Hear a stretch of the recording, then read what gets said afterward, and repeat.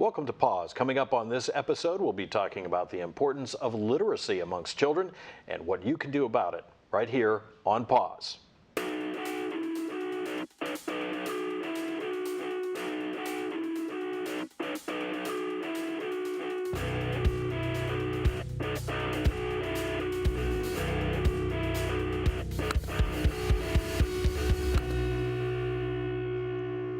Good evening. I'm your host, Dr. Phil Hoffman. Welcome to this episode of Pause, and we'll be talking today with Dr. Matt Thomas, who is a professor at the University of Central Missouri in the College of Education, and Amy Farr, who is also a graduate student at UCM and is working with Dr. Thomas. Welcome. Thank you. Good to be here. Let's talk a little bit, Dr. Thomas, first about sort of the program that you work is a program that is now kind of extended out in something called Keen Reading. But prior to that, we were talking about the fact that it sort of stems from all the research that you have done as an educator in the College of Education here in literacy areas. So let's talk first about how this all got started. Okay, well, Keen Reading is, like you said, sort of the outgrowth of something that started as a lot of the research that we do in my colleagues in my department in literacy. We conduct some research, and it's hopefully valuable research, but sometimes it ends up sort of just sitting on the shelf. And so I have dedicated a chunk of my sort of research agenda. We each sort of pick an area and try to focus on it. And I dedicated a lot of my work to something, a construct that's been around for a while that's often called reading maturity. And so I did some research on this and spent a lot of time actually on it, and ended up with a paper that sort of had a call for action. And then I was sitting at my desk one day and I finished the paper. It got published, took a long time, and I realized that journal was just sitting on the shelf and probably really nobody was reading it, and the ideas weren't getting out. And so I realized that one of the things we really need in our field and in education in general, especially the higher ed connection, is to have a way to disseminate, to get the ideas that we create through research out into where it really makes a difference into people's lives. And so that's why I started this idea of Keen Reading as a dissemination effort, a way to say, we have these ideas that we've worked hard to create, and they hopefully will matter to, in my case, literacy in schools and people in the community, but how do we get it out there? And so that's where we came up with the idea of Keen Reading, giving it a name and trying to figure out sort of what it's all about.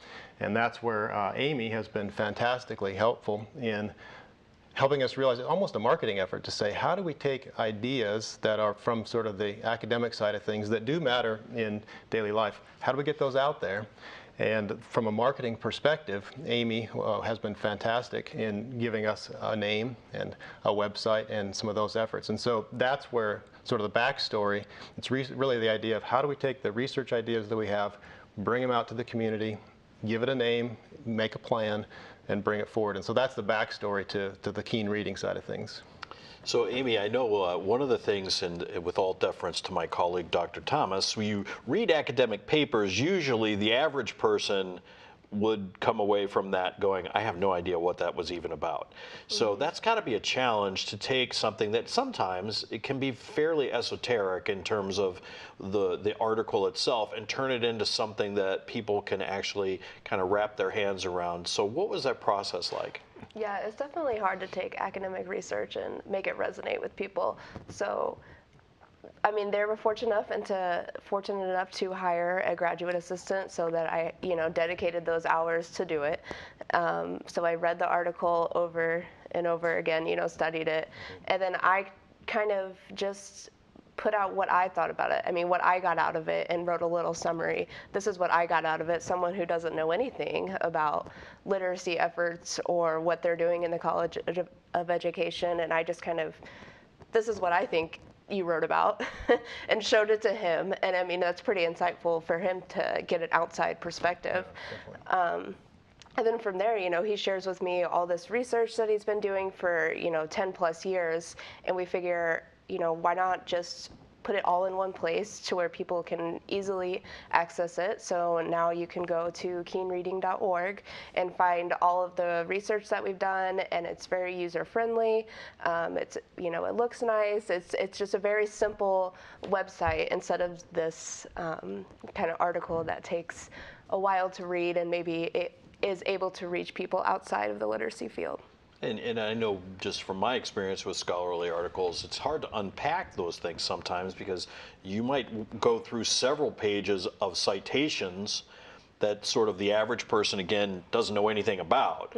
So it's not just reading that article. If you really want to understand the argument being made, you have to kind of go backwards through all those other articles to really get there. So did you have to do some of that work as well? I think I definitely had to go back to Dr. Thomas a couple times to ask him, where did this whole idea of reading maturity come from? I mean, I don't know anything. I never heard of it before.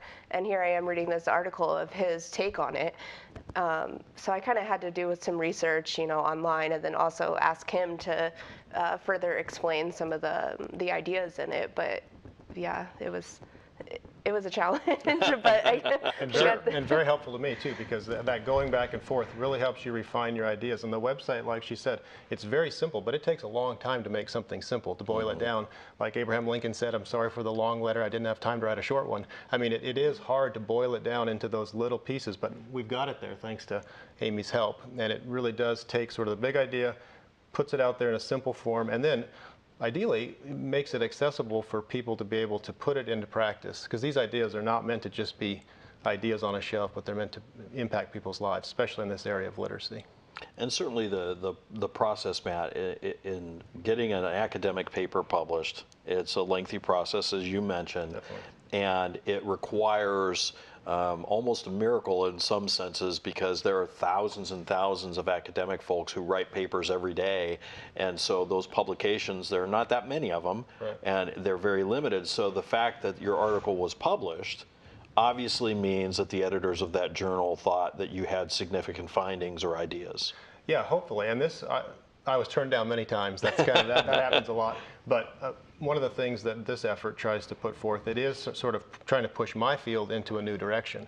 And it's one thing to just sort of, follow along with what other people say and they pat you on the back and you advance it. It's another thing to sort of raise the interrupting question and say, wait a sec, should our whole field maybe be thinking about a different part of this story? And that's really what our whole argument kind of makes the argument that in literacy, we do a fantastic job with literacy education in general, especially with helping people learn how to read. Now, of course, we still do have people who need help learning how to read. But by and large, we do a good job through our school systems and everything else with helping people learn how to read. In a sense, our literacy level or our illiteracy level is low, generally speaking. And that's not to discount it or to say it's not important. It certainly is.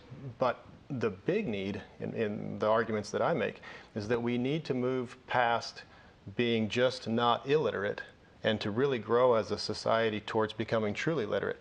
And I think we have what you might call an illiteracy problem. So we have a large group of people who can read but choose not to. And in a democratic society such as ours, that can't happen because we all have to make these decisions together. So to become our subline to keen reading is pursuit of reasonably well read. As a group of people, we need to be reasonably well read to self-govern and to move forward as a society. And so that's an argument that I make, in a sense, sort of pushing back against my field, saying, hey, we're forgetting this illiteracy piece. And so sometimes that when you try to write an article that critiques your own field, sometimes that's harder to get published because it's a challenge. But that's what we did, and then we're trying to get that idea out because it's not very complicated. It's a matter of helping people set goals, look at themselves as readers and learners across sort of a holistic sense of what it means to be literate, and then set some goals and pursue them. Well, it's interesting too, you raise this issue. It is clearly a counter to probably the commonly held belief in your field, in the sense that we are doing a pretty good job of teaching people to read, but yet lots of folks, and I know folks in my life who just elect not to. Exactly. And that's what I mean by illiteracy. Put an A in front of literacy, just choosing not to. And in a sense, that's problematic for lots of reasons because, for one thing, as a society, we invest a tremendous amount in making sure people are not illiterate. But if we're not following through on that investment, then we're not really getting the return on the investment that we could. Our illiteracy rate is low like it needs to be, and we would probably be okay with that, although, again, always can do better. But our illiteracy rate, we should not be happy with. I just saw a study that came out recently, and there's a lot of them out there, that show that we do have quite a few people who can read who choose not to. And so, again, my push is to try to say, hey, what could we do about that? So, Amy, as you're kind of processing all this and thinking through the reality, sort of taking the findings of Dr. Thomas's research and making it into something that's accessible to the average person. I guess my first question would be, if the problem is people can read and choose not to, how do you kind of sort through, well, now I'm going to put this on the web where they're also not going to read it? Yeah. So what was the thinking in that process? Well, I think one of the main things that stuck out to me when I first started working with Dr. Thomas was that he already discussed, is that it should be about not just avoiding illiteracy, but also advancing people who can read. But I think today in 2015, yeah, people don't sit down and read a book, but those people are online more than the time that they could be spending reading a book. They're online, they're on Facebook and looking at websites and stuff. And so it's not so much that we're pushing our ideas on everybody on the website. It's very user friendly. We want to provide useful information, stuff that people will actually use. Another one of our targets would be teachers as well.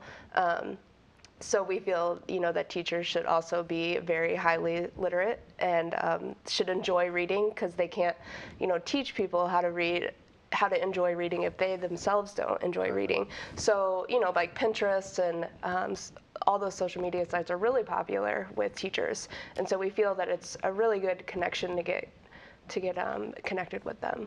Yeah, and that's where the social media side comes about. We realize that a lot of teacher professional development actually is taking place through the social media, because it's a quick and easy way for principals and teachers to communicate. And there's a lot of great information out there in the social media sphere. And so we thought, well, hey, let's connect to that a little bit. And that's where Amy's expertise as a marketing expert and a website developer and so forth really has paid off and helped a lot. And Amy also mentioned then that as far as the research, one aspect of Keen Reading going forwards is to really focus on some quantitative research, the kind that you publish in the journals and so forth. And the big focus that I'm working on would be 2 studies in particular that do focus on the literacy development of teachers themselves, because just as Amy said, it doesn't make a whole lot of sense to be promoting literacy if you yourself aren't growing in that direction. And so I've been fortunate, that's what a lot of the current future research is about, is that, because if you can target that, then you're likely to, it has a big effect, because obviously those teachers are going to teach their students, and on it goes. Now, when we talk about sort of the findings of your research and we talk about making those things available to folks to put into place, can you give some examples of some of the things, the strategies that you've identified that you are making available on the website, the actual tips that the viewers could use at home? Yeah, it's actually quite simple. I have what I call the Reading Maturity Survey. It's a 60-question thing where it's a self-analysis that breaks literacy into a holistic perspective, breaks it into 6 different parts, and then you can evaluate yourself. And I find I use this a lot with my students and different people, and I find people are usually quite candid and honest. It's a Likert scale, 1 through 5, a lot like me, not like me. And you go through and you just, when you're done taking the survey, you look back at yourself as a reader and you say, oh, I see some, I can read, but I see some places where maybe I'm not, pursuing things like I could to be more well-rounded as a reader. And then the survey is really simple. It has goal setting steps, and you go through and you set some goals, and then you can use it as a cycle where you come back a little bit later and see how you're doing on your goals. It's a very simple concept, and I use it a lot with my classes. My research is actually embedded in my classes, which is fantastic. The students seem to enjoy it. I get a lot out of it as well. And so I see how this works, and it really does. If you just challenge people, give them sort of the big ideas of what they could pursue, and help them sort of scaffold towards how they can look at themselves and then maybe set some goals, it's not difficult to move forward, at least in some small ways, with this idea. So sort of like dieting or exercise goals, right? You have reading goals, literacy goals. Yeah, it's very exactly. Exactly like that. In fact, for our social media on what is it, Motivation Monday or whatever that is that's out there for social media on a regular basis, Amy, will post reading challenges. How are you as a reader in this regard? So yeah, and I think a lot of with our social media efforts is that a lot of the people that do follow us right now, because we're still in the early stages, are people that read a lot and that enjoy it. But our hope is that by connecting with these people and creating a community of people who do care about this, they'll share it with somebody else that maybe doesn't know anything about it. And if it reaches, the right people that maybe need that in their life right now, that's what we're trying to do. And so, it's a free tool for us to use right now, is social media, and we hope that our community helps us spread the word to other people who don't know as much about it. And at the end of the day, the goal of getting that idea off the shelf has been accomplished. Who knows how far it goes, but at least it's not just sitting there where it won't take on a life. It has a chance now through this online presence. And through community projects such as the other things we're going to talk about today. So the actual survey itself, is that available on the website? And it's all for free. There's no money involved with this. It's all just just trying to get the ideas out there. Yep. The article's online, the basic ideas are online, the survey's online, goal setting, how you can get involved, the whole thing, all just right up I there. want to talk about how some other teachers from other universities have adopted the survey. Yeah, we've also had some other universities show some interest and do some different kinds of research, more on that academic journal side, but it's helpful to have them do that. So yeah, several teachers around the country, frankly, have taken the survey and done basically the cycle that I was just talking about. Take the survey, set some goals, look back and see how you're doing, again, just like health or exercise or anything like that. It's interesting to me because I have people in my life that I know who they openly admit, yeah, I don't read. I don't read. Yep. It's boring. I don't like it or whatever. And I usually am reading 3 books at any given time simultaneously, which sometimes is a problem for me. But it's interesting because I think I'm maybe the opposite end. Just not that I like it, more so than I'm necessarily a good reader. It's just that I like it. And there are certain books that I return to. I'm starting Harry Potter again now. But they're just sort of like, I like that as a pastime, as something I just enjoy. But I know that there's a lot of folks in this country who they just don't. And one of the things that this survey helps to show, though, is that even for people that love reading, and I take the survey myself, and you look at it and it sometimes shows where even if you're an avid reader like you are, it might show where you have a little bit of imbalance, where maybe you need to move to, like in my case, I end up not reading nearly as much fiction as I wish that I did. I spend so much time on other things, it seems like, but I'm doing a lot of reading. So in some ways I am a reader, but in some ways I can look at it my own self and say, that's right, I need to pick up a fiction, or maybe, whatever it might be. So it tends to have pretty good face value for lots of different kinds of readers, even ones that say, yeah, I like to read a lot, maybe to balance that reading out a little bit. Well, and I admit, Matt, I kind of go the same place over and over again sometimes. So I've read the entire Lord of the Rings trilogy about 25 times now. And which is a good thing, but it could point out to you maybe, well, what would you want to work on to balance out yourself as a literate adult? Yeah. So I'll have to work on that. I was going to say, take the survey, it's right up there waiting for you. Now, one of the other aspects of bringing this all to reality is that you actually are participating in events over the course of the year, and there's one coming up here in December, very quickly here. Talk a little bit about how this partnership evolved, and I know you work with Enactus, which is part of University of Central Missouri's College of Business. Yeah, we have had a fortunate opportunity to partner with Dr. Scott Smith, who's the faculty director for the Enactus. It's a student group that's business focused, and he couldn't be here today because he's taking a group of students on a field trip. So very engaged with what students do out in the field. And for a number of years now, at least 5 years now, he and his students have run a neat program around the holidays where they reach out to families in need in this area and provide really nice Christmas presents for these families. And it's a neat activity. It takes place on a Saturday morning. They get good participation. A lot of people come to this event. It adds a lot of dignity to the process. It's a very nice thing. And I have volunteered just as a friend, and I've been there. And they have a toy store. And I have always thought, boy, wouldn't it be neat if we also could add a bookstore to this toy store? And so that was sort of, that idea has been percolating for a while. And then this year, thanks actually to KMOS, PBS, and Amy's help and several other people, the opportunity came about to actually take this on and get some books. And so we're adding a bookstore this year to the Enactus Christmas store that will take place on December 5th. And as part of that process, there will be books, free books that are given and wrapped. There'll be nice Christmas presents for the children.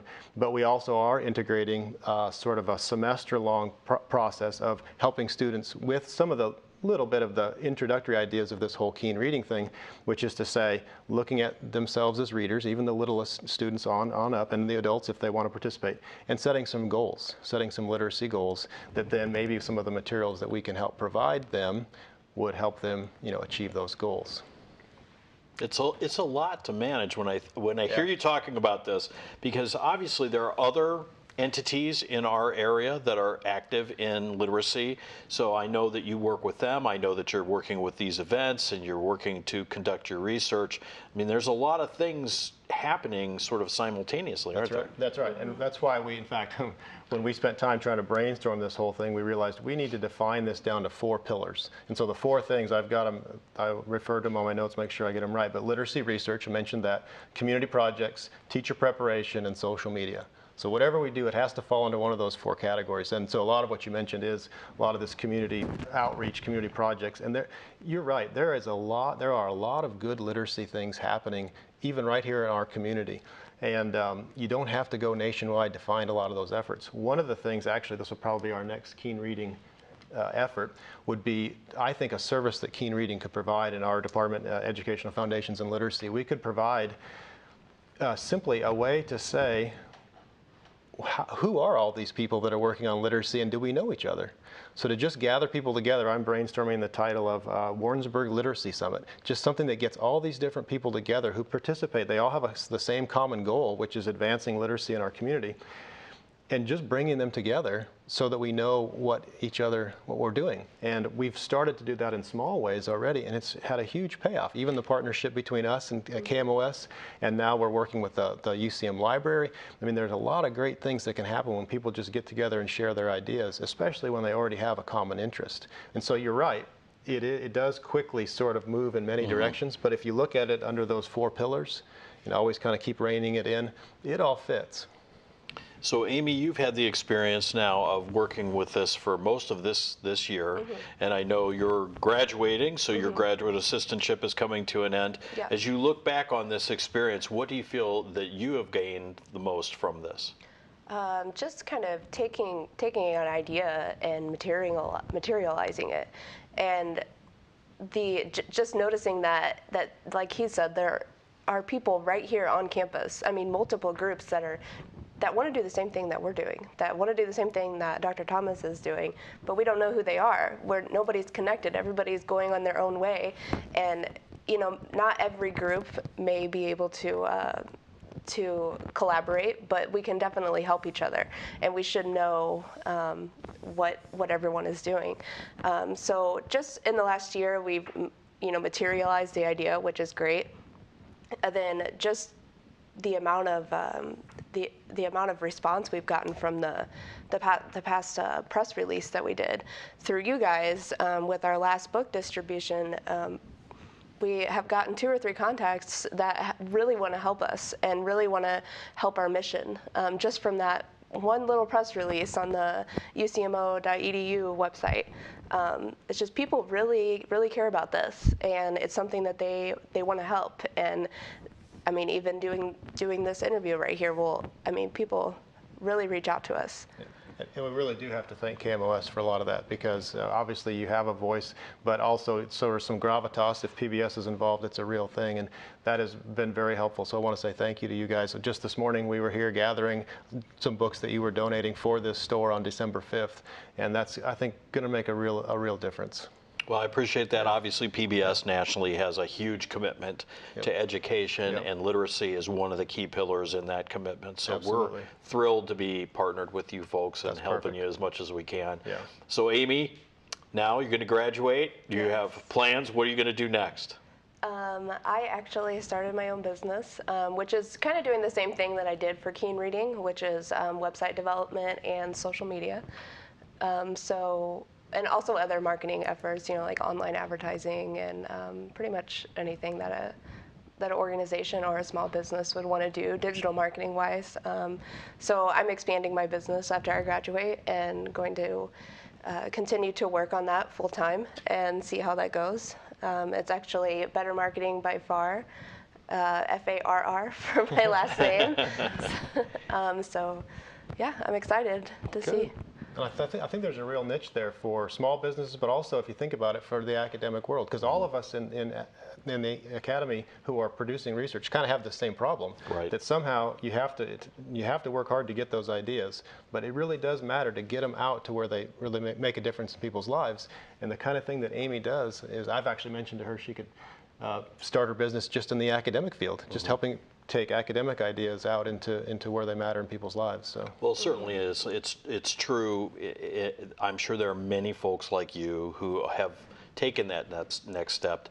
But I know that historically, academic research, getting it in the journal has been the end goal oftentimes. And then it just sits on a bookshelf. Right. Exactly, and that's the exact end goal that I spent many years pursuing. And then I realized that wasn't good enough. It needed to go further than that. And in today's day and age, that means you have to reach out a little bit. There's a lot of competing interests out there, obviously. And to go read an academic journal is kind of down the list on a lot of people's list. And so you've got to bring it out there where it can make a difference. And so I do think that this is probably the future. It needs to be the future to some degree of what we do with our ideas. Now, if viewers are watching this and they want to know about the upcoming event on December 5th, obviously there are some requirements that you have to meet there, but how would they go about finding out about those requirements?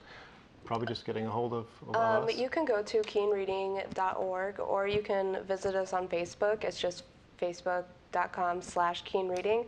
And I mean, the event is really for low-income people in Warrensburg and in Johnson County. But what we could use is volunteers, people who care about this effort. We can always use bodies at this at this event. Volunteering, it would be a great only a couple hours on a Saturday afternoon. So that's coming up December 5th. December 5th. Thank you so much for joining us today. We appreciate your time, and we will see you on the next episode of Pause. Thanks for joining us. Thanks.